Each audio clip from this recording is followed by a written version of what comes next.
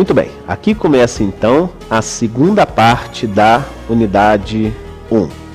Muito bem, então para que nós possamos, antes de mais nada, de falar dos vários tipos de gráfico, vamos ver algumas alternativas que nós temos. Aqui nós temos um gráfico de linha, onde ele mostra o nível de interesse por um software estatístico chamado R ao longo dos meses. Nós temos também aqui um outro tipo de gráfico de linha. Estou só mostrando então alternativas que nós podemos ter aqui. Depois, o outro gráfico aqui que nós temos é o chamado de gráficos do tipo Boxplot, que são gráficos extremamente úteis quando nós queremos identificar principalmente se eu tenho variáveis que estão fugindo do padrão da minha população. E quando nós estivermos falando das medidas de posição e dispersão, nós vamos ver que isso é extremamente importante. Ok? Aqui nós temos um outro gráfico, onde nós temos um histograma, não é isso? Ou seja, um gráfico de barras, que nós vamos poder estar visualizando também. Ok? Então, uma informação extremamente importante que nós precisamos ter é a seguinte: o meu gráfico tem que ser extremamente colorido?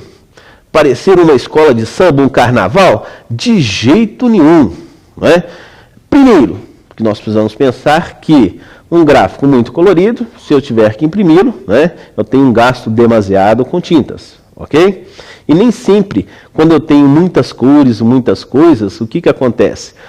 Ocorre o que nós chamamos de uma poluição visual. E às vezes a informação importante que você quer repassar, você não consegue fazer com que as pessoas que estão vendo aquele gráfico possam visualizar a essência dele ali, ok?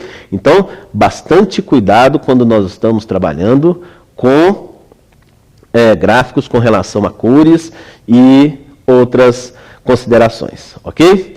Então, vamos falar agora de um outro tipo que nós temos de gráfico, com mais detalhes, que é o chamado histograma. O histograma, ele na verdade é um conjunto de retângulos assentados sobre um eixo horizontal. Ou seja, aqui nós podemos enxergar aqui nesta figura, um histograma do tempo gasto por uma mulher em um salão de beleza.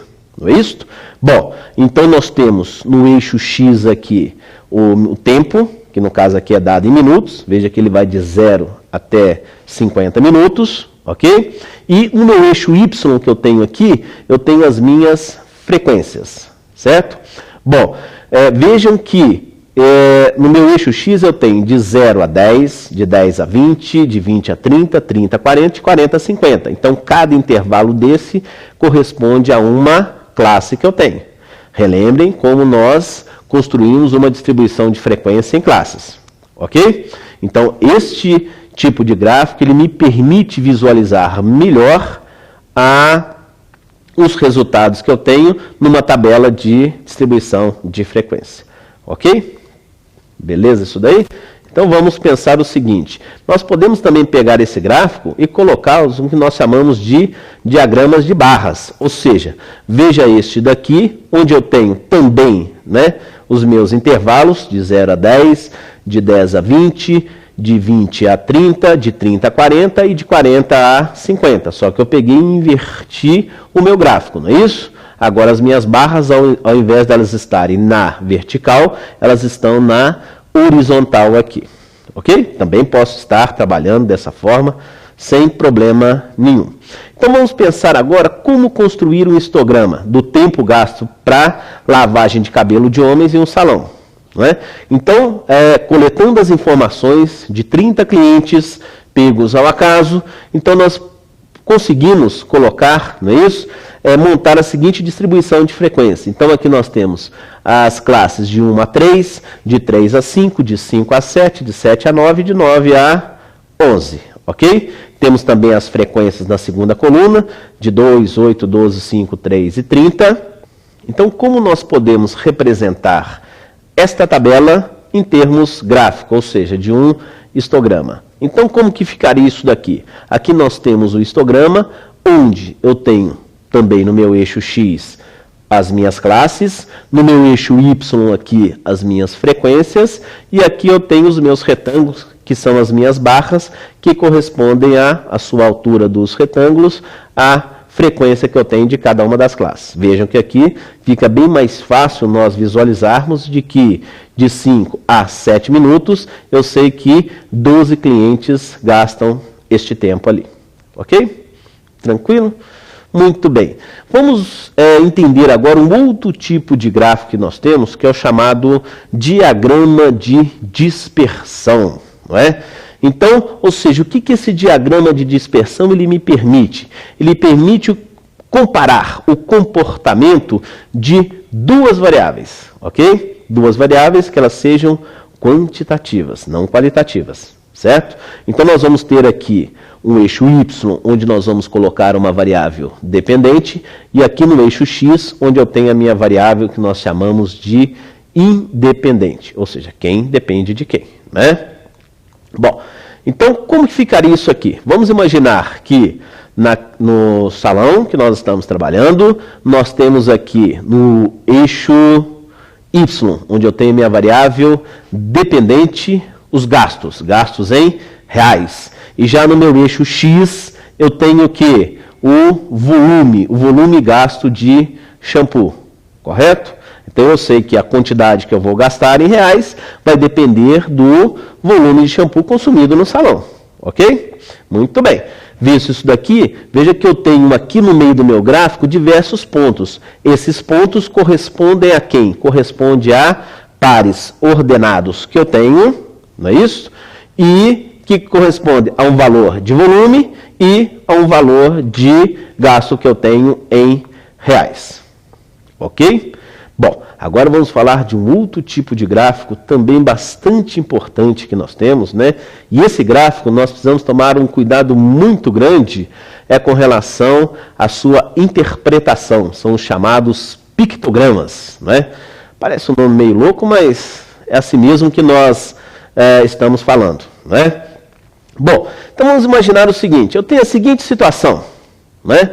Vamos dizer que eu quero avaliar o consumo de peixe em restaurantes, em residências e em outros locais, não é isso? Fui lá, fiz uma pesquisa, coletei todas essas minhas informações e baseado nessas informações, então, eu fui lá e montei, não é, este gráfico que nós temos aqui, que é este pictograma.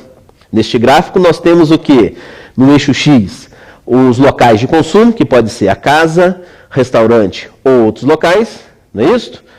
E por que eu chamo de pictograma esse gráfico? Porque no lugar de eu colocar uma barra, ou colocar um círculo, ou qualquer coisa aqui, eu coloco o desenho de um peixe aqui, não é isso? E veja que o primeiro peixe aqui, com relação à casa, nós temos 75% do consumo. Então isso me diz o quê? Eu tenho que ter um peixe de tamanho maior, proporcional a 75%, não é isso? Já no restaurante é 22%, em outros locais corresponde a 3%. Esse tipo de gráfico nós precisamos ter um cuidado muito grande, porque o apelo visual dele ele é muito acentuado.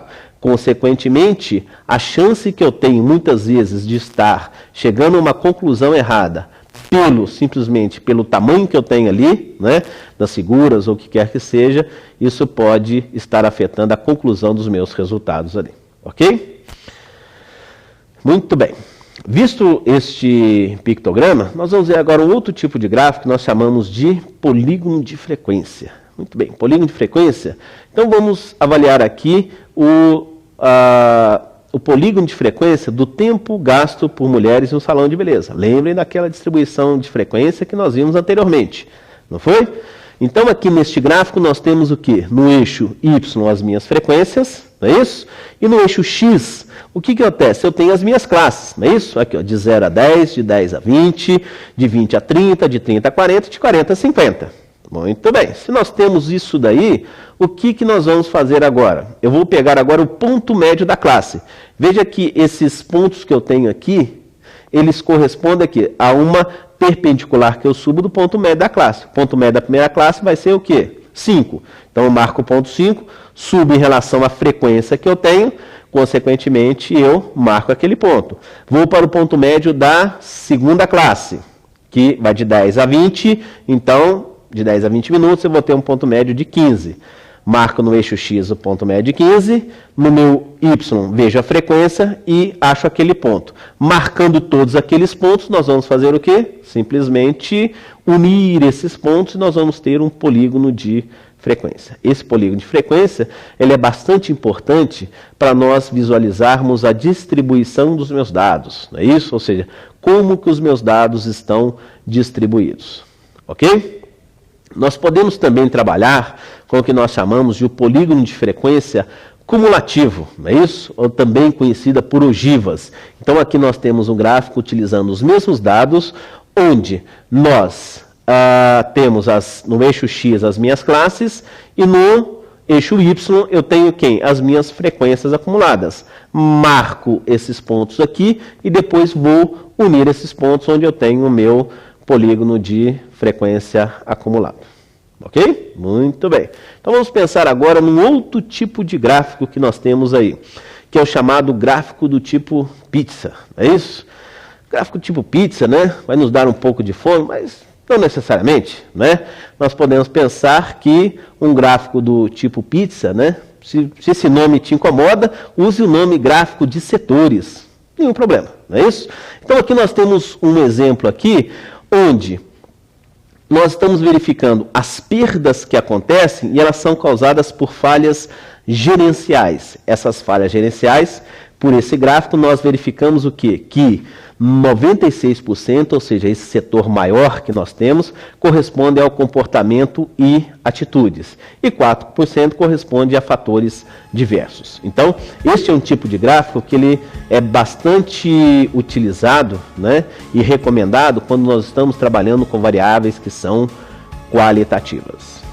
Terminamos aqui, então, a segunda parte da unidade 1 e você deve localizar então o arquivo, ou seja, o último arquivo que nós temos da unidade 1 para nós continuarmos com os conceitos de estatística.